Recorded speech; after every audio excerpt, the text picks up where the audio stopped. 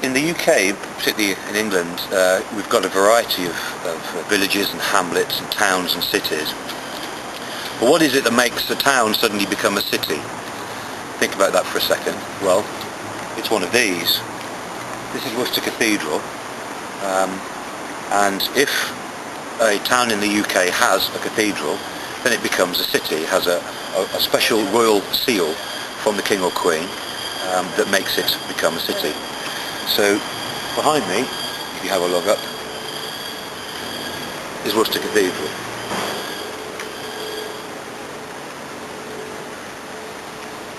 The cathedral itself is over 1,000 years old, and it's been rebuilt a number of times.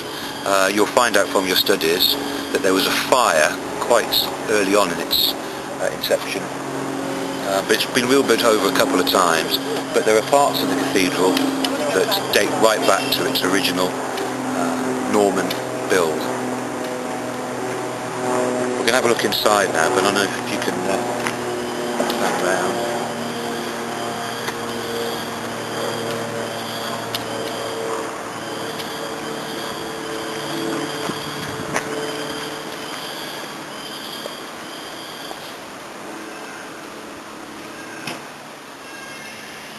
The cathedral itself, as you can see, dominates the skyline of Worcester, and when it was built over 1,000 years ago, it would have been the most significant man-made feature in the entire area. And in fact, its dominance, and the dominance of the church, continued right up really until perhaps the last century. Nowadays, religion is less important in 21st century UK, but the building itself is still the centre point of the city.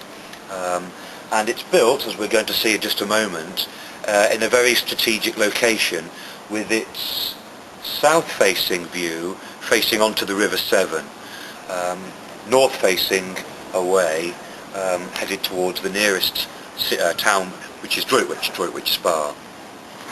So as you pan round here, this is the College Green. We're going to come down past the cathedral, or say here, we're at the east side of the cathedral now, and we're going to follow the pathway down to the River Severn. But have a look. It's a magnificent building.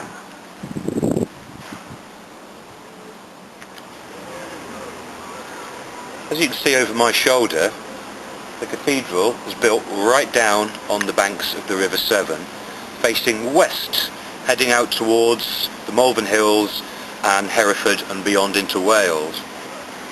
And you can see that there are various entrances we'll have a look at in just a moment. The cathedral was set back far enough to ensure that when the river rose, which it does in winter, when it rains a lot, as it does here in the UK and particularly in Worcester, and when the river floods, which it does periodically, that the cathedral itself would never be in danger. So although this area here that I'm standing on does regularly flood, the cathedral itself is set far enough back away from the river to avoid anything like that. And you can see there, it's a commanding westerly view out towards the hills.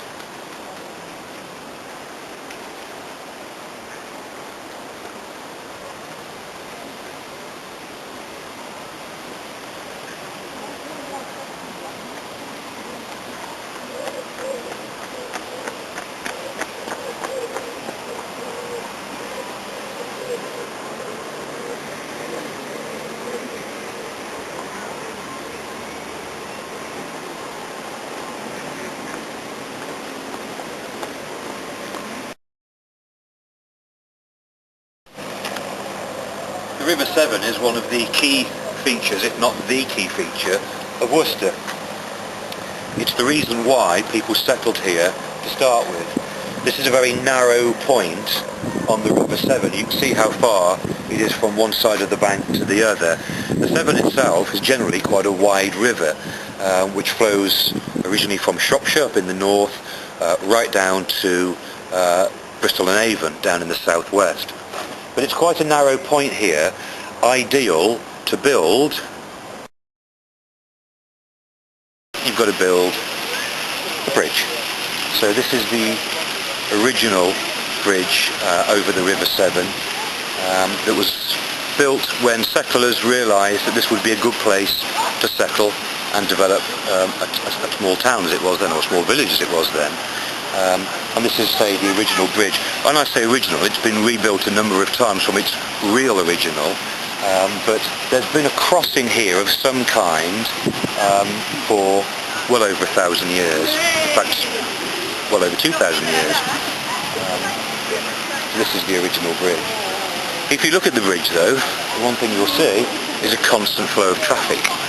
Worcester, like most UK towns and cities, have got too much traffic for its roads. So about 10 years ago, the local council thought that it would be a good idea to build a second bridge for cars and other traffic to be able to go.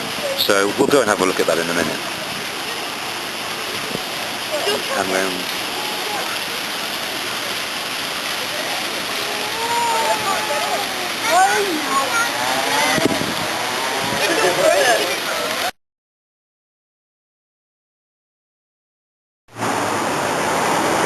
Of course, the River Severn isn't just there to be crossed over, it's there to be used. And another advantage of settling in this particular area, Worcester, was that you could use the river to transport goods up and down to different places. Things that you've made locally and you want to take somewhere else to sell at another market, you could use the river. In fact, it was the only way that you could actually transport heavy goods, realistically, from one place to another. So here we are just standing on the bridge, the old bridge, and if you pan round a little bit, you can see here that this old building, that has now been again turned into smart flats, is where some of the goods would be offloaded from the river. And if you look carefully there at the way the doors open to the front, and they've got the catches there that come down with the pieces of wood, making it easier for people to offload things straight from the barges or the boats and to be stored in these houses, particularly grains, hops, barley, various other products, because this area, the land is very good for growing wheat and also particularly hops and barley. It also has an awful lot of fruit. Just down the river is the Vale of Evesham, which is a market garden area. So fruits and vegetables in particular grown there.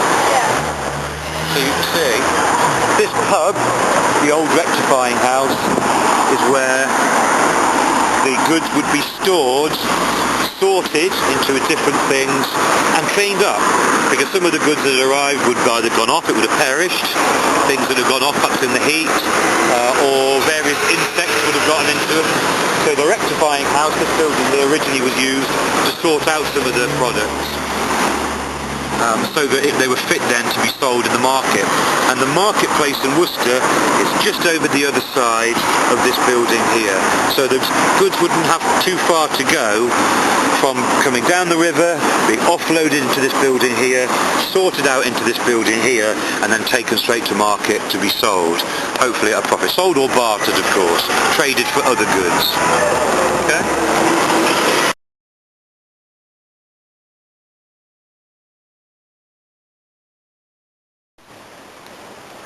One of the features of the River Severn, and something traditionally associated with Worcester, are the swans. Particularly this time of year, you get a large group of them. I'm not sure what the collective noun for swans are. Not a gaggle, is it? That's geese. But as you can see over there, they're just enjoying some reasonably decent July weather. And people generally come down and feed them. Stale bread is traditional. But one thing you have to do along the River Severn is get a fishing licence, a permit, because you have to use the correct sort of bait and a correct sort of hook to make sure that you don't accidentally trap some of the bird life down here. So it's quite tightly regulated by the Worcester Council, the local council, to actually use this stretch of the river. But as you can see here, this area is mainly for walking and cycling and just relaxing.